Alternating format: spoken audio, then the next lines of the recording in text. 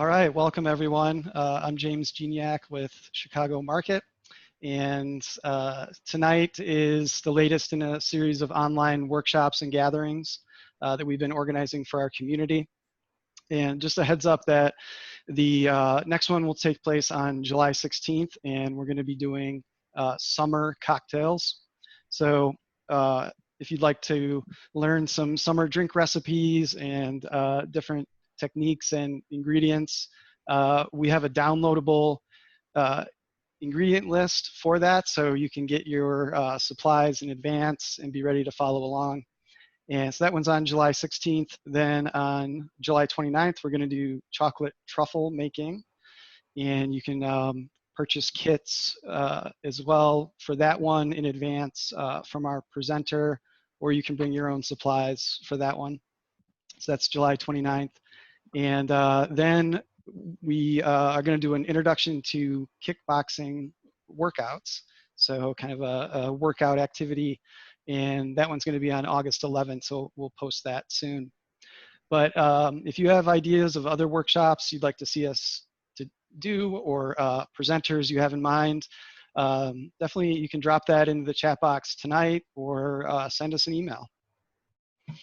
And wanted to mention that if you do enjoy these workshops and would like to support Chicago Market in doing them and pursuing our goal of opening a grocery store, I wanted to let you know that the market now has a online donate feature. So if you go to our website and interested in supporting our co-op in that way, I'll put the donation link into the chat tonight, so you'll have that. So for our agenda, we're going to start with a brief introduction and update about Chicago Market by Sophia, one of our board members, and then we'll turn it over to Charles, and he's going to take us through his kitchen skills demonstration. We'll have time for question and answer. So again, please feel free to put any of those into the chat as we go along, and we'll end the recording around the top of the hour. But if folks would like to stay on longer and chat with Charles, we can unmute our microphones at that point. So with all of that, let me introduce Sophia, again, one of our Chicago Market board members, for a quick update. Hi everyone. It's so great to see so many people interested in our series. So thank you for joining tonight. I thought we'd give a little bit of an update since we have a mix of owners and non-owners. So for those of you that aren't quite so familiar with Chicago Market, we are a co-op grocery store that's opening up in Uptown. We currently have over 1,850 owners, and always looking to add more owners, because that's how a co-op opens up, is with a show of interest via ownership and financial investment from the owner community as well. So we say that we are a co-op grocery store right now. Before we open the actual brick and mortar, we're already a virtual community. For the last 7 or so years, we've been gathering in both physically and virtually, and creating communities like through events that we have tonight, like through our volunteer opportunities. And these are all ways to connect over something that we're all passionate about, which is championing local food, sustainability, bringing local jobs to the community, and really all in an effort to focus on enabling a smaller local and regional food system that is more resilient to the kinds of disruptions we're actually seeing today. So what does ownership mean? It means that you can own a piece of the grocery store. It means that you have a say in the direction of the grocery store. So we actually have our annual meeting coming up at the end of next month, which is a great opportunity for owners. So if you're not an owner, you can become an owner, and then you can attend this annual meeting, where you of course get a big update of what the board and the greater community has been up to over the past year, but also an opportunity to vote on bylaws and electing a board. So being an owner also allows you to run for the board, And those are conversations that we are actually having right now with owners. So if you're interested in running for the board, please reach out to us, and we're happy to give you more details on what that entails. We've had a couple of Zoom events called I think they're called So You Want to Be a Board Member. But basically they're run by one of our board members, Dana, and she answers the frequently asked questions, gives a general overview of what that means, but you can definitely reach out to us and we're happy to have a one-on-one conversation about it. So I just provided a lot of information. You can find out more and stay in touch with us via our newsletter. You can go on our website, chicagomarket.coop, and sign up there, or respond to James in the with the follow-up email, or put it in the chat. Anyway that's convenient for you, we're happy to get back to you and help you subscribe. Also, as a response to the pandemic in the very beginning, we created a Shop Local page, which features all the ways that you can support local businesses, and actually local businesses in the form of business owners is how a lot of this series that James has created. Lost the train of my sentence, but basically our business owners are a lot of the businesses that are being featured through this series. So it's a great way to connect the community to itself and to support local businesses like Charles. Great, thanks, Sophia. So at this point, let's go ahead and turn it over to Charles. He's going to tell us a little bit about himself, his business, how he got into cooking, and then take us through some skill demonstrations. So take it away, Charles. Mm-hmm. Thanks, James and Sophia. I appreciate it. Hi, everyone. Happy to be here tonight. My name is Charles Dabah. I am a business owner of the Chicago Market and the owner of a catering and personal chef company called the Levantine Kitchen, which is located here in Chicago. And I serve the city of Chicago, but also the larger Chicago area with my services. My business is about 2 years old, and I actually made a huge leap from doing urban planning work for 5 years, and my education and training was in that sector. And I decided I hated sitting behind a desk and doing policy work, and wanted to pursue my passion of cooking and working with food. And I decided to open up my own personal chef and catering business, and it's been a wild ride and adventure. It's been an interesting couple of months since the pandemic has hit Chicago and Illinois and the country at large. I have, obviously a lot of my events have been scaled back or canceled. So I've been working a lot through digital media like Zoom to stay connected with clients and to provide services to clients. I've been running a lot of cooking classes over Zoom, a lot of demos and presentations such as this one over Zoom for clients and other people that are interested. And it's been great to stay in touch with people that are still interested in learning about food, and also interested in cooking their own food, which they may have not had time for before or have just gained an interest in recently because maybe they're spending some more time at home.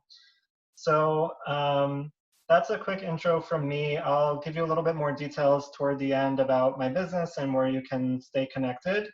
But let's jump right in for now on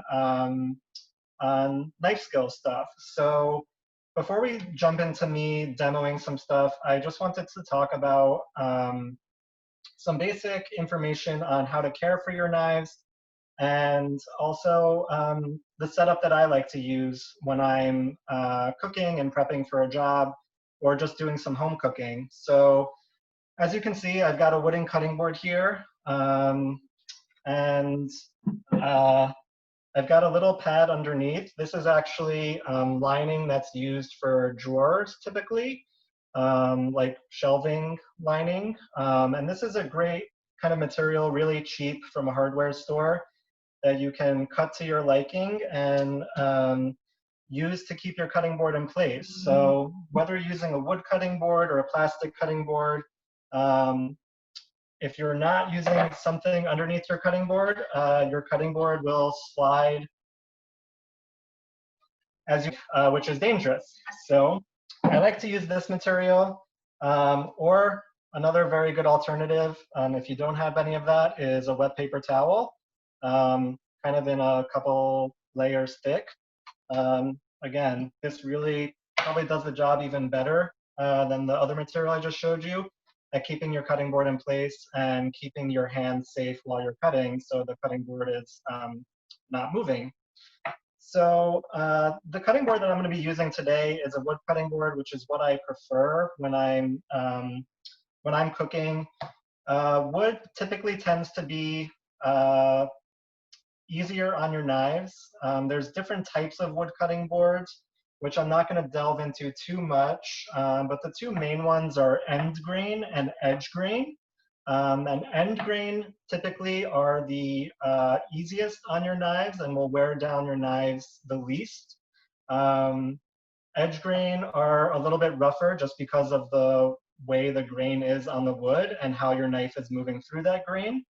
Plastic cutting boards are typically a little bit harder on your knives, but obviously can be easier to clean, can go in the dishwasher if they are dishwasher safe, and are also in some ways more sanitary, as if you're like cutting meat on a wood cutting board, you have to be more careful because you can't put a wood cutting board in the dishwasher, you have to wash it by hand.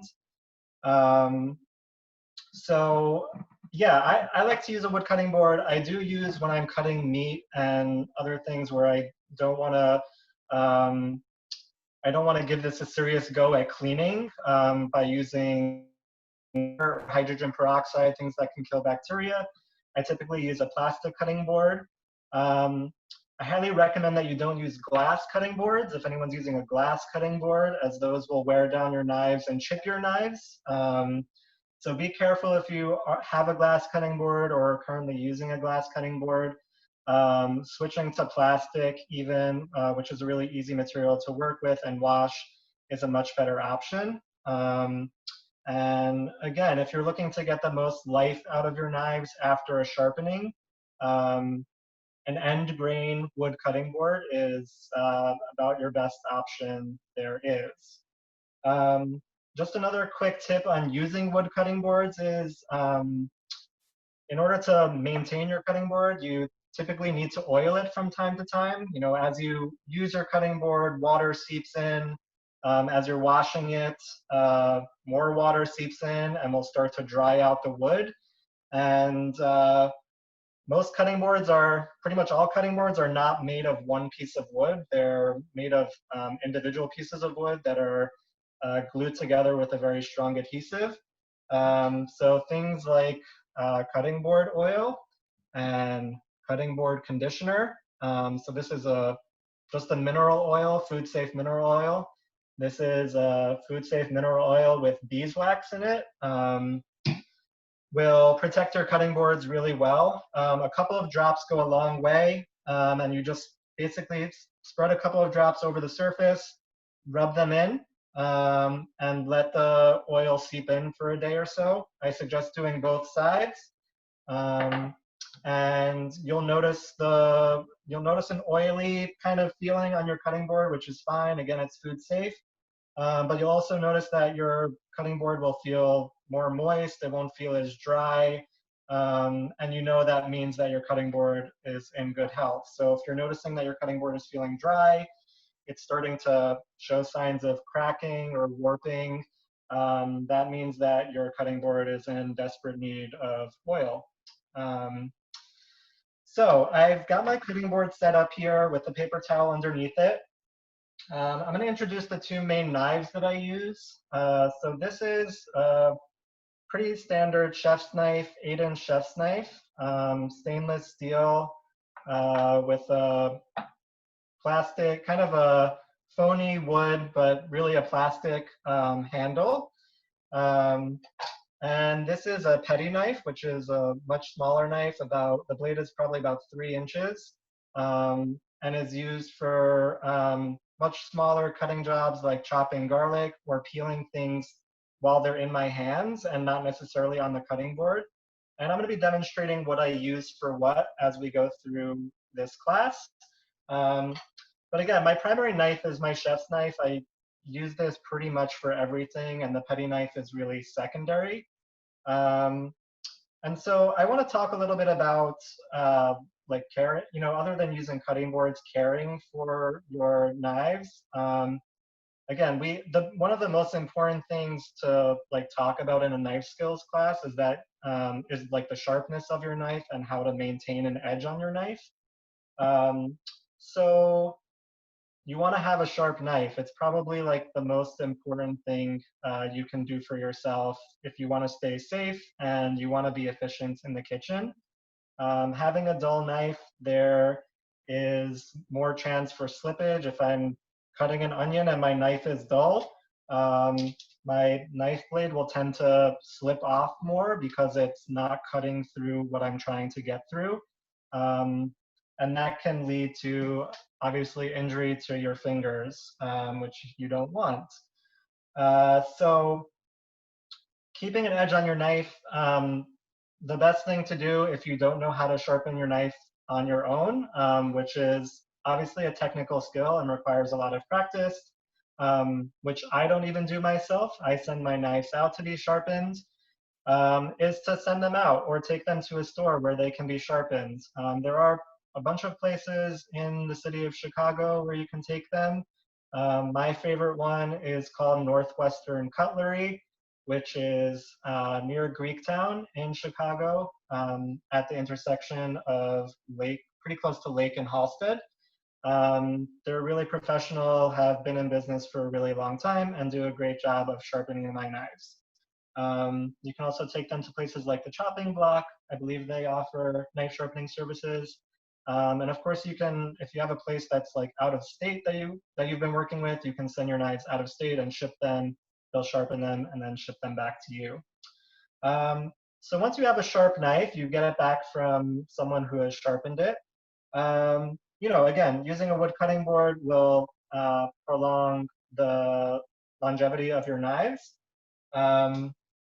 A honing steel or honing rod is another way that you can, in between sharpening your knife, increase the sharpness, maintain the edge and increase the sharpness of your knife.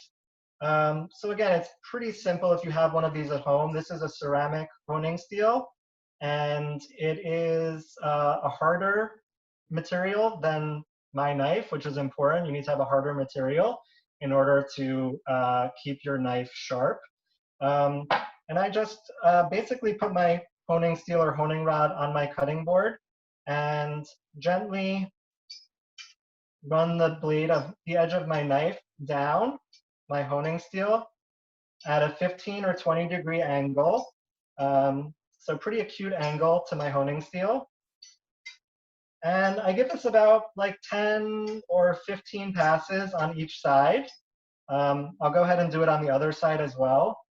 And this basically realigns the steel of the knife, which actually becomes misaligned because you're cutting various vegetables, you're rubbing it against the cutting board. So this is a way to keep in between sharpenings your knife fairly sharp, and again, increase the longevity or the sharpness of your knife in between sharpenings. Eventually, your honing steel will become ineffective and your knife just dulls out, and you'll need to take it to a sharpener. And you'll, if you're cutting with a knife and you just, every time you pick it up, before you start cutting, you kind of hold your finger to it and test the sharpness of it, you'll start to become accustomed to what feels sharp and what doesn't, and when you need to send out your knife, and when you actually can wait a little while before doing so.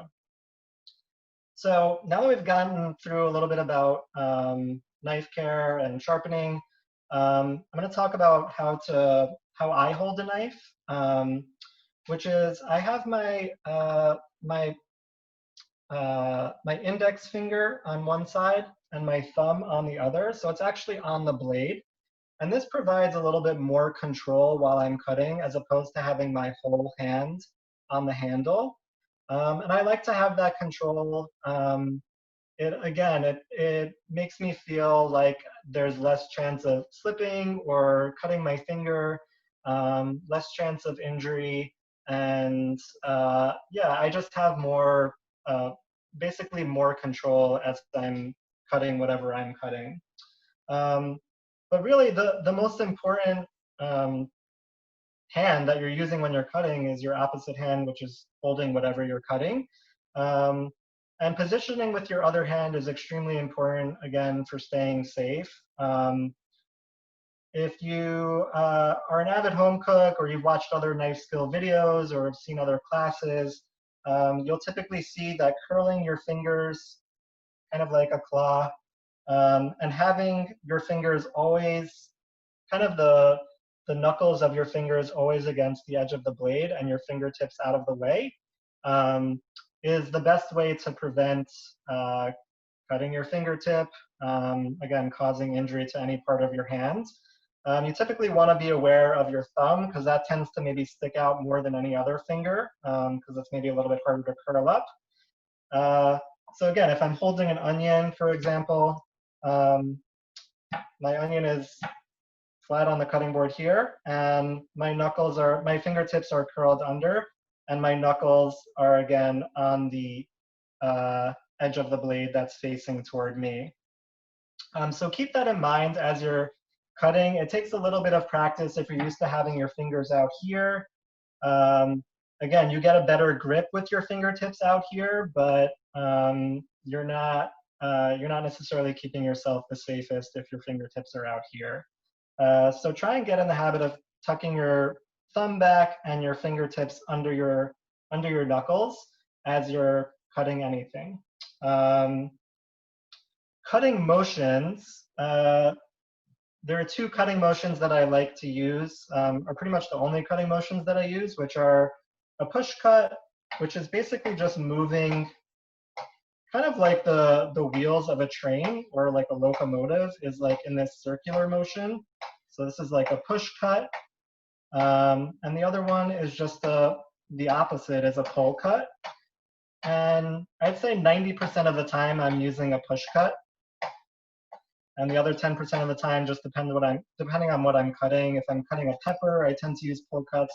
Things that maybe have tougher skin, I tend to use pull cuts. Again, it really just depends on what you're cutting and what motion you feel most comfortable with. There's no right or wrong here. I tend to find that push cutting is a little bit more efficient, and maybe that's just a habit, whereas pull cutting takes a little bit more time and energy, and so I tend to default to this.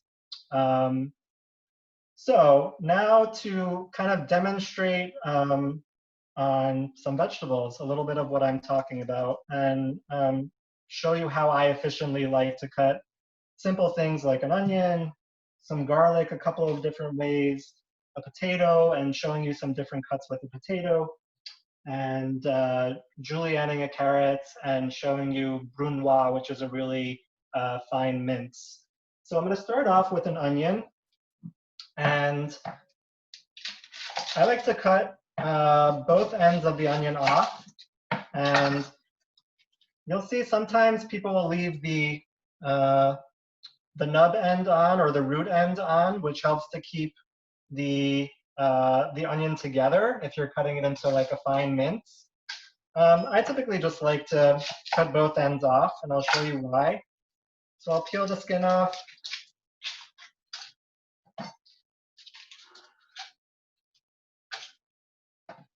And got my onion half here.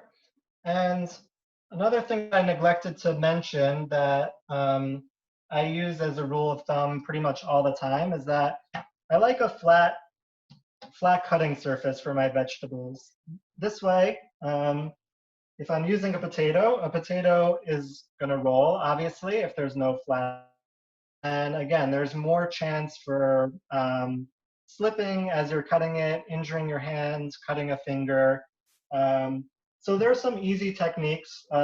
Basically, for a potato, you just cut a thin sliver off, very, very thin. And now I've got a flat cutting surface to cut on where it's not moving as much. Whereas, again, here I'm on the rounded edge and it's moving a lot. So again, an onion is simple. I cut the onion in half, and it's got a flat edge. I'm going to show you just how I finely mince an onion. So I start off going horizontally, making 2 horizontal cuts, again, along the edge of the onion, one about ½ inch up, the next one about ½ inch up. So now I've got like 3 tiers or 3 sections of an onion, and I haven't cut all the way to the end. If I cut all the way to the end, the onion will fall apart as I'm trying to mince it. So I cut about 3/4 of the way through. The onion is still intact, and now I'm just making pretty thin cuts throughout the onion. And I turn it this way, and now, again, just make very thin cuts. And my onion is staying together. And I've got this very nice kind of fine mince, pretty small. And again, it's really simple. Again, just 2 very shallow kind of horizontal cuts, some more close together vertical cuts, turn the onion, and then again, some more close together cuts to finely mince the onion. You know, it really, how you cut an onion depends on what you're going to use it for. I finely mince onions for, you know, sauteing for a sauce, for example.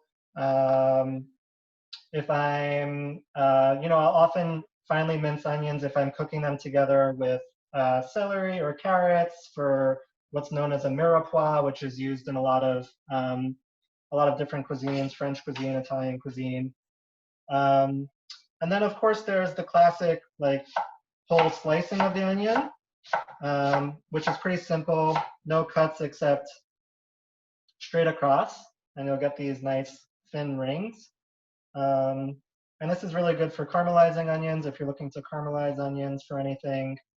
And that's basically the two different ways that I would ever cut onions are usually in a fine mince or in half moons, again, for caramelization or for other such things. So I'm just going to move my onions aside and move on to garlic.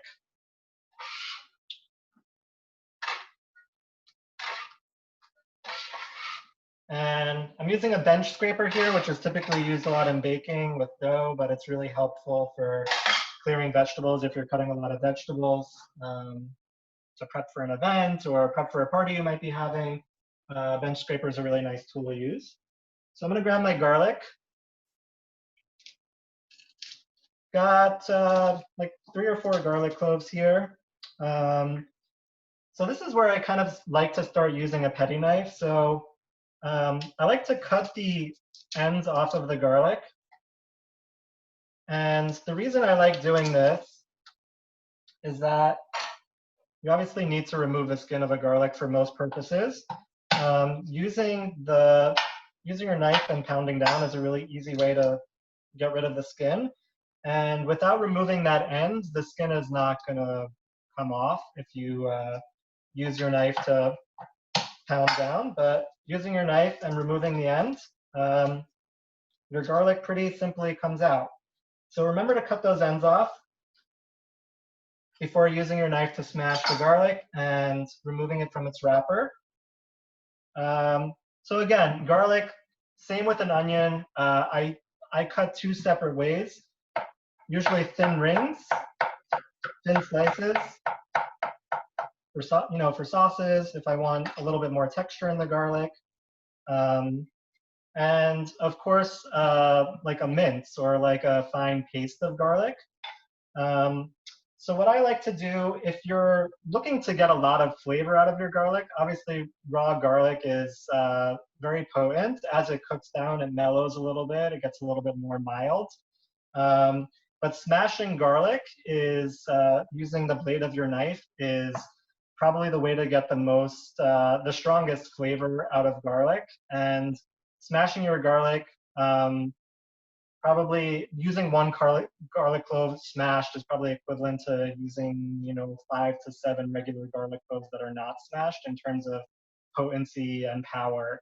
So again, it shouldn't be used lightly. It depends what dish you're cooking. If I'm using it for a sauce, say a tomato sauce, and I'm cooking a lot of sauce, I might smash a clove of garlic, and I want it finely minced in there so there's not a lot of texture when I'm eating the sauce. That may be a good use for smashed garlic. So the way that I like to smash garlic, I've got my whole clove here. My cutting board is always close to me and toward the edge of my counter, and this is a good reason why. So when you're smashing garlic, you want to make sure that your handle can clear the cutting board. Here, my fingers are kind of in the way because the handle of my knife is still on the cutting board. But if I move the garlic clove closer to me, my hand and my handle are no longer on the cutting board, and so the edge of my blade can be a lot more parallel, and my hands are now out of the way. And so I like to take my blade, put it flat against the garlic clove, and move forward with a smashing motion. And you'll see my garlic clove is now pretty much obliterated. And so if you can use this smashed clove of garlic if you want to like flavor olive oil. If you're going to strain it out, the garlic clove, you don't need to do anything more with it if you're just looking to extract the flavor from it. If you're looking to finely mince it, you can just go back and forth.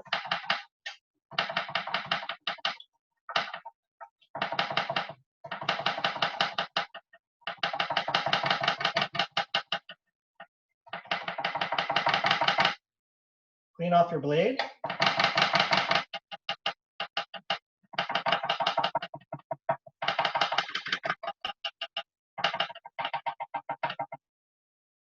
And that's it. I've got a pretty fine mince of garlic here for whatever I might need it for. And I can smell the difference between this and this is pretty distant. And again, the smashed garlic finely minced is a lot more powerful than just slicing garlic.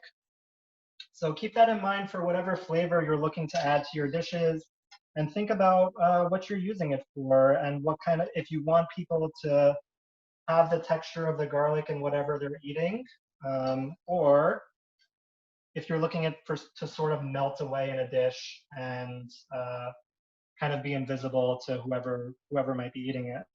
Be right back. I'm just going to wash my hands. Charles, we've had a couple of questions come in about knives on the chat. Yeah, go ahead. Okay, cool. Do you have any knife brand recommendations? And do you have any thoughts on ceramic knives?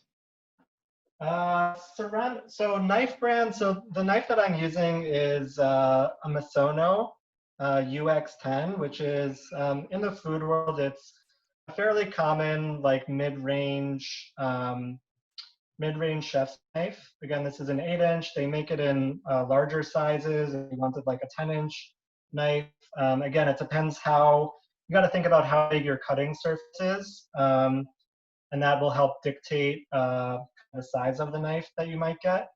So I really like the Misono.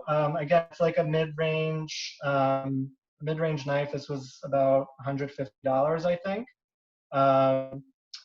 There's the more, so this is it's not a Japanese knife, it's basically a Western style Japanese knife. And I'm not going to get into too much the difference between Western knives and Japanese knives, because those are kind of the two big classifications in the knife world. But this tends to be, if people are familiar with like Henkel or what's the other German brand I'm looking for? Well, Henkel's is a big one, or Zwilling.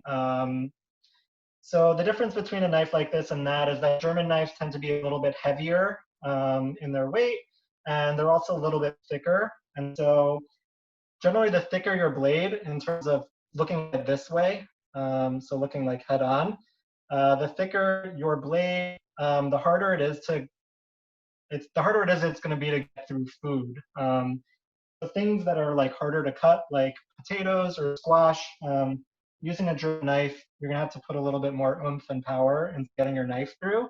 The thinner the blade, the easier it generally glides through food. But then again, there are advantages to using German knives. Again, if you are cutting something like a butternut squash, it might be more helpful to have a heavier knife, and something that can maybe give more power and has a little bit more weight to get through it. In terms of ceramic knives, I'm not too familiar with using them. I'd say from what I know about them, they don't hold an edge as well as something like a stainless steel knife, or even above a stainless steel knife is a carbon steel knife, which generally holds an edge even better than stainless steel. So that's just one thing to know, that if you're using a ceramic knife, you're probably going to end up sharpening it more, or you're going to have to sharpen it more. I don't know if you're going to end up sharpening it more, but it's just going to go duller quicker than using some type of stainless steel. So, and I can talk a little bit more about knife brands if people are interested to talk more about that at the end. Any other questions, James, that came through? Yeah, somebody asked, what are your thoughts on marble cutting boards? Marble, again, it's kind of put it in the category of glass. Marble is a very hard surface, and the real concern with materials like marble and glass is just chipping the edge of your knife, which you don't want to do, obviously. And as I look at my knife, you can see, if I really look closely at the edge of my knife, I can see some micro chips, like really, really minuscule pinpoint tiny chips. And that's just from normal wear and tear of using my knife on a cutting board and cutting through more substantial vegetables like squash. But cutting on glass or marble is just going to make your knife more prone to chipping, and it's also just going to wear down your knife more than cutting on a softer surface. If you just think about the difference between marble and wood, we know wood is a softer material in general, and then there's classifications of wood, which ones are softer and which ones are harder than each other. So yeah, if you think about it like that, if you're using a knife on a harder surface, it's going to wear down quicker. On a softer surface, it makes sense that it's going to wear down less quick or slower. So That's it. Thanks. okay. All right. So we've gone through dicing an onion, cutting some garlic. I'm going to move on to chopping herbs, which is something that I always love to talk about because depending on your herb that you're using, you're probably going to chop it differently. So this is some parsley that I've had in the fridge, and in my household, we've been going, since the pandemic hit, we've been going shopping once every 2 weeks to try and limit our exposure and being outside. And this parsley has been in the fridge for 10 or 11 days, and it looks perfect, kind of like when the day that I bought it. And so I was going to talk a little bit about storage tips for herbs after I finish with knife skills, but I'm just going to talk quickly about storing herbs like parsley and cilantro and dill. So storing parsley, when you buy parsley or cilantro or dill at a store, it usually comes bundled. And you're going to want to unbundle it when you have herbs that are really close together and that are wet. They're going to form mold, and they're going to get slimy, and they're just going to go bad, and that slime and mold is going to spread, and you're going to have to throw out your herbs after maybe 3 or 4 days, 5 tops. Whereas if you put your herbs in like a plastic container with some water at the bottom, I've got about 2 inches of water so that the ends of the stems of my parsley are all submerged in water. And And I'm giving, you know, at that distance in between stems, I'm giving them some air to breathe. Airflow is important to herbs to keep them dry. Again, moisture is kind of like the killer of herbs and of green leafy vegetables. So keep that in mind. What I like to do when I bring herbs home is to unbundle them. I wash them immediately and then let them dry in a drying rack or on a cloth towel. And then I put them straight into like a plastic Tupperware like this. And I cover them with a plastic bag pretty much completely.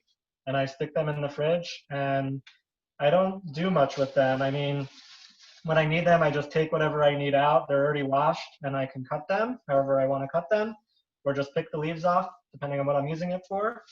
And that's it. You know, you might, if you're really kind of like anal about it like I am, sometimes I check them every like 3 or 4 days to see if moisture is formed on the leaves, or sometimes moisture like forms on the inside of the bag.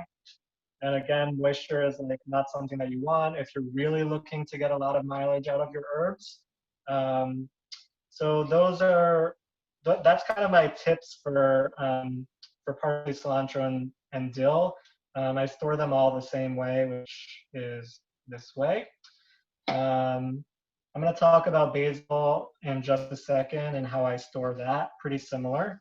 But for chopping parsley, so I've got, you know, about a third of a bunch of parsley here.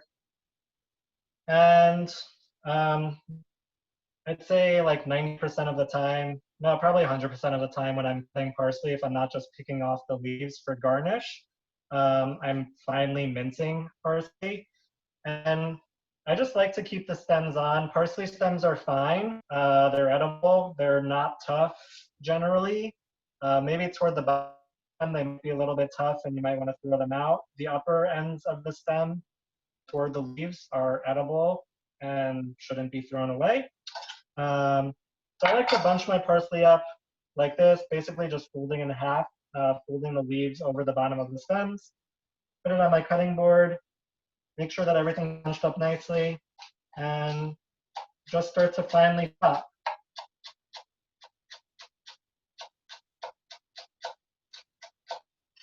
Move this out of the way so you can see. And so I've got a pretty fine mince here. If I want it even finer, you know, I just take my upper hands, put it on the edge of the blade. And again, start using that quick cut to chop it a little bit finer.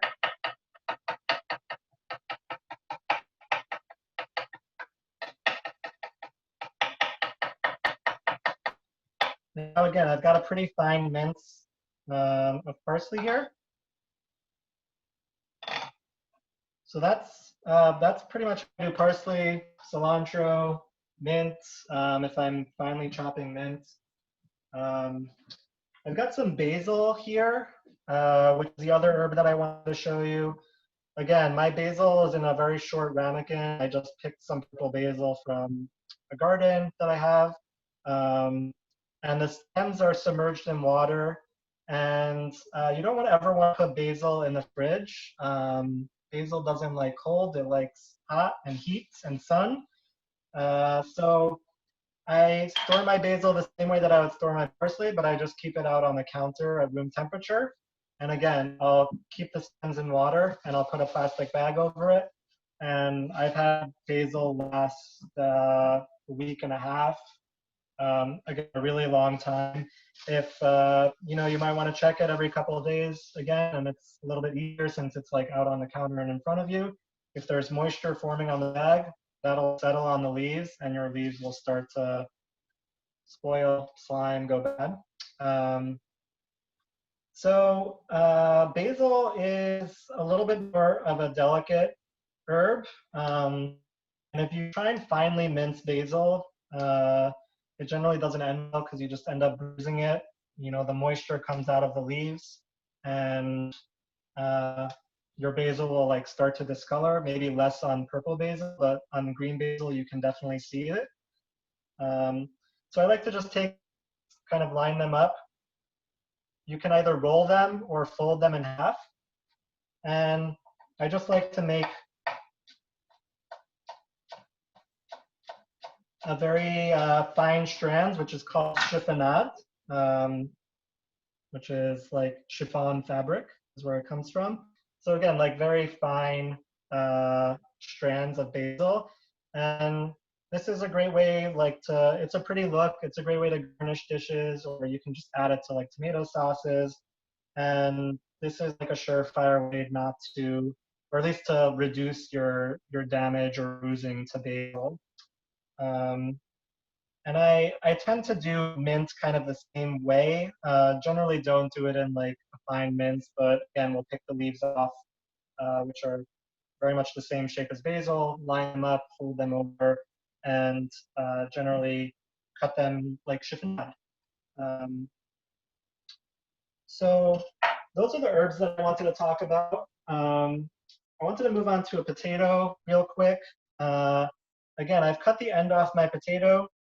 And I'm going to show you a couple of different cuts that are like pretty, I guess, classic in the French world of cuts for potato.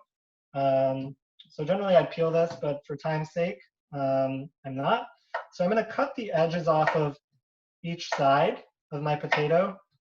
So I've got pretty much a square or rectangle now.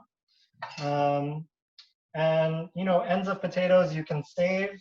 And by the way, like I've got a bowl here that's going in the freezer, and you know, if I will use this onion and garlic, but even for like ends of onions or garlic or like stems of parsley, put them in a Ziploc bag in the freezer, and you can make your own vegetable stock, which is infinitely better than what you can buy in the store, and it's cheaper. You don't need to buy vegetable stock anymore, and it's really easy.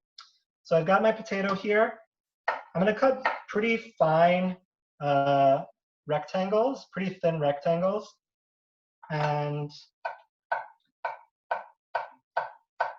again, I'm going to cut pretty thin strands. And these are what's called like straw potatoes. So again, used for, you might fry these or use these for garnish. The next cut is a little bit thicker. So again, a little bit thicker. These are matchstick potatoes. And then with the potato that I have left, these are just kind of like thick cut fries that you might use for French fries. So those are some pretty standard ways. Of course, you can, let me grab my other potato. You can just cut potato rounds, which is the other way that I typically cut potatoes, into thin rounds, and I might fry these or pan saute these till they get really nice and brown and crispy. So those are a couple of the potato cuts that I like to use. And I'm just going to show you really quick on a carrot. Again, I'm just not going to peel this for time's sake because I know we're getting close to 8 o'clock. I'll cut the ends off both of my carrots. Again, put it in my bowl for stock. And I'm going to cut this carrot in half and use the thicker half. Like the potato, I'm going to cut off a very thin edge on one side so that I have a flat surface and my carrot is not rolling. And I'm going to cut two, again, thin rectangles of carrot. And vertically, I've got a nice fine julienne. And once I use my julienne, if I turn my carrots 90 degrees and cut the other way, again, very fine. This is called brunoise, which you can use for, typically used for garnish. Kind of like with the garlic, maybe a little bit coarser. A very fine cut of carrot. So just kind of planting these seeds in your head, kind of introducing these ideas of how to get different textures out of your vegetables. You know, that's as much as the taste or the color of a vegetable, the texture is also really important. And yeah, how things feel in our mouth is as important as how it might taste, and different textures like crunchy or soft. Shapes of vegetables really play into a dish and how we experience them. So yeah, play around with those when you have a chance. And yeah, keep them in mind as you're thinking about how to cut your vegetables and how they might fit into a particular dish that you're doing. So I talked about storage tips for, I'm going to move away a little bit away from knife skills and talk about storage tips and really do a quick glaze over of spices, and then I can answer questions at the end. I talked about storage tips for some of the basic herbs. I wanted to talk about storage tips for greens because to me, this is kind of when I come home from the store and I get salad greens or chard or spinach or arugula, I'm really kind of attentive to how wet those greens are, what they're packaged in. Again, water and moisture is the killer of greens. So if you come home with a bunch of chard and it's wet, which it probably mostly is, because when you're at a grocery store, they're constantly spraying water on our produce to keep it fresh looking and keep it fresh in general. So it's probably going to be wet. Again, take off the twist tie, unbundle it, wash it, and leave it to dry. Or just, you don't even have to pre-wash it, just leave it to dry, the leaves separated from each other. And if you want to pre-cut it, it's a great way to have like pre-cut chard to saute later. Or if you're talking about like romaine lettuce or butter lettuce, you can have those greens prepped for salads all week. And yeah, I just like to wash them, let them dry. You can use a salad spinner to speed up the process of drying them. Lay them out on a baking sheet with like paper towel or a cloth towel, something like the kitchen towel, to dry. And then stick them in like Ziploc bags or whatever Tupperware containers that you might have.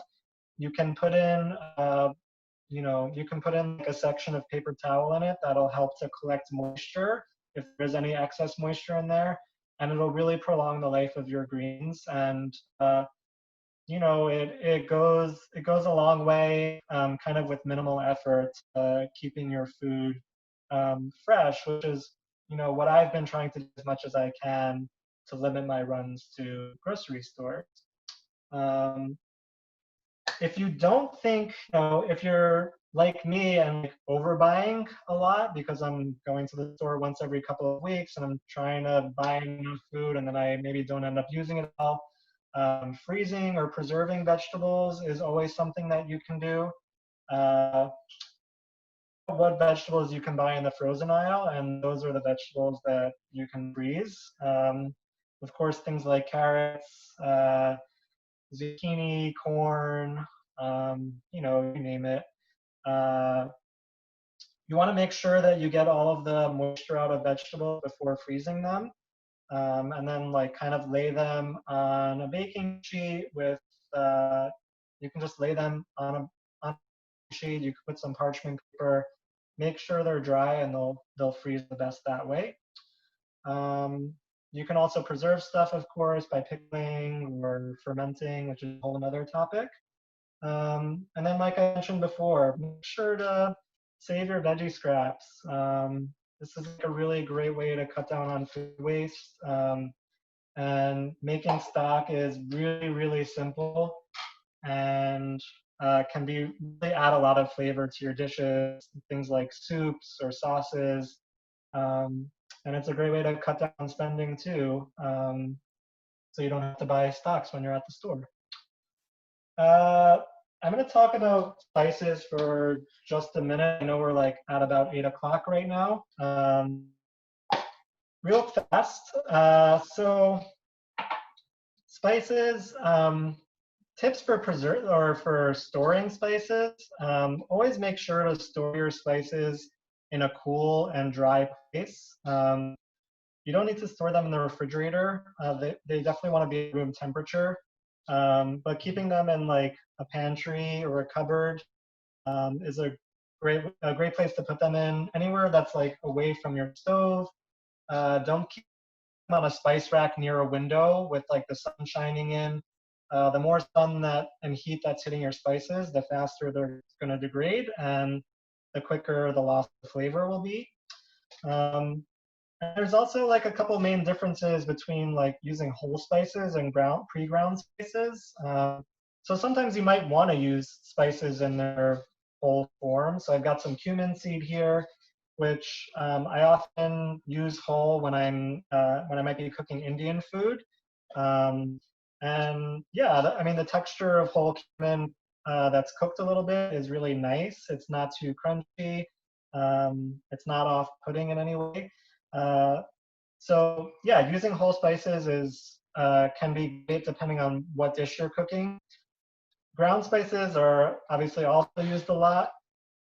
Keep in mind that when spices are like if you're buying pre-ground spices at a store, the lifespan of them is generally going to be less than using whole spices.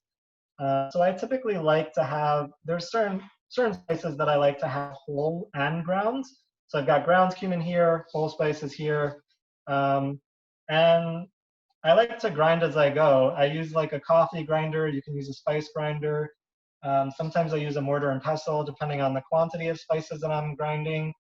You know, I've got a big container of whole cumin seed here. I'm not going to grind it all at once.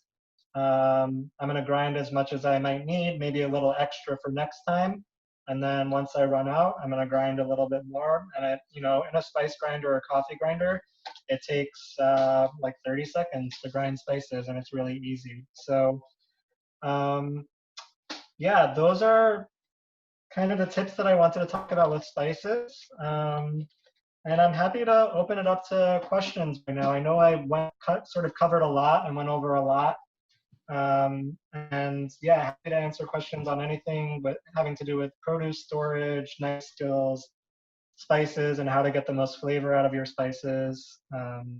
So yeah, thanks everyone for tuning in, and please let me know if you have any questions. Yeah, it's great. Thank you, Charles. We do have a couple of questions coming in on the chat.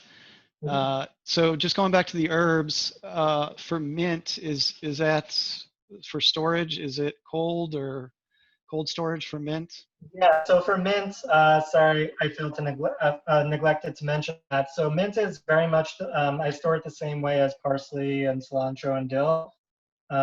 Again, put it in a container with some shallow water in it, and make sure the stems are submerged in the water. Put a dry plastic bag over it, and yeah, pop it in the fridge. And mint is especially going to stay a long time because it's a little bit of a hardier herb, like thicker and not as delicate as something like cilantro and parsley. So yeah, be sure to keep that in mind when you're thinking about how to store mint, and don't just put it in a plastic bag and leave it in the fridge. Great, thanks. Okay, next question. So obviously, when Chicago Market opens, you'll like to shop there. But what's your favorite grocery store for vegetables, fruits, and herbs? Oh man, that's a good question. So I live in Chicago in Edgewater.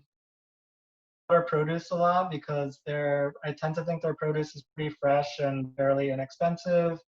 I really like harvest time if you're like in the Albany Park area or Lincoln Square area, which is at Lawrence and Rockwell, pretty much. And then I also like combine those stores with maybe not so much during the pandemic, but I at least used to combine it with other like more specialty stores like Middle Eastern Bakery, which is in Andersonville, Pita Inn, which is in Skokie. So I do my business is focused on Middle Eastern cooking. So those are a couple of stores that I love. And yeah, I'd love to like shop at Dill Pickle more, but I can't seem to get there a lot because I'm pretty far from Logan Square. But if I could, I would. And then of course, you know, obviously like supporting farmers right now in farmers markets is really awesome, and it's tops produce. You know, you can't get better produce than straight from a farmer right now. It's not going to be better in any grocery store that you're going to. So support your local farmers if you have the means to. Great, thanks. We got a couple spice questions. Mhm. Well, are there any herbs and spices that don't do well dried? And then if you're using a coffee grinder or a spice grinder, how do you keep the spices flavors from kind of getting into the next one? Yeah, those are both great questions. So the first one, I can't think of too many herbs that don't do well dried. I'm like running through everything in my mind, but like everything that I have planted in my garden, basil, parsley, cilantro, mint, chives. I mean, all of those do great dry. Um, yeah, so I'm kind of blanking on that question. There may very well be fresh herbs that don't do particularly well. I don't see, I mean, I guess I don't see a ton of like dried sage that being used much, maybe sage. Um, yeah, that's a great question. And I think pretty much any fresh herb will do pretty well dry. And it's really easy to dry fresh herb. If you have like fresh herbs that you're not going to use and you want to dry them, you just leave them out on like a paper towel in a cool kind of dry place and they'll dry pretty easily and then you can use them as dried herbs. So what was Cool. the other question, James? Oh, so if you're using a spice grinder, Yeah, and how do they keep the flavors from kind of affecting the next one that you grind? yeah, that's tough because you can't really submerge a spice grinder in water or like run it under um, a running tap of water. I just use like a wet paper towel to dry it out. If you want to use, I mean, I I oftentimes for my cutting boards I'll use like lemon juice to get rid of like odors or flavors that have become stuck in the cutting board. Um, so you can try lemon juice or like a solution of like part vinegar, part water if you don't want any flavor transference or if for some reason like you kept the spice in there for a really long time because you forgot about it and now you like can't get the smell of cumin out of your spice grinder. Yeah, try just wipe it out with like a wet paper towel or squeeze some lemon juice, dip a paper towel on it, wipe it with lemon juice, and let it dry. And yeah, that should probably do the trick. I think better than anything else. Cool. Well, thank you. And it looks like maybe we're slowing down on questions here. I think that maybe all the questions, but we're getting a lot of thank yous in the chat, Charles, for great Yeah, presentation. We're getting some ideas for next time as well. great. So what I'm going to do is just go ahead and drop some more of our Chicago market links into the chat there. If you would like to support us, reminder, we've got our donation tab up now. So check that out. And with that, I will thank Charles again, and I'll go ahead and stop the recording. Charles, if you're able to hang around a little bit, and if folks want to unmute your microphones, we could chat for. Yeah, and just one other thing, if people are, so I've been running cooking classes, or people just want to keep up to date on what my business is doing, you can follow me on Instagram at the Levantine Kitchen. You can go to my website, thelevantinekitchen.com. You can find me on Facebook. I'd love to stay in touch, and if you have ideas for cooking classes that you might want to run with friends or family, that's mostly what I'm doing right now, and I'd be happy to work with you on that. So thanks for tuning in. Thank you, Charles, and we'll put those links in our follow-up email as well. So Cool. I'm going to stop the recording, and if folks want to hang around, we can chat for a little longer. Thank you.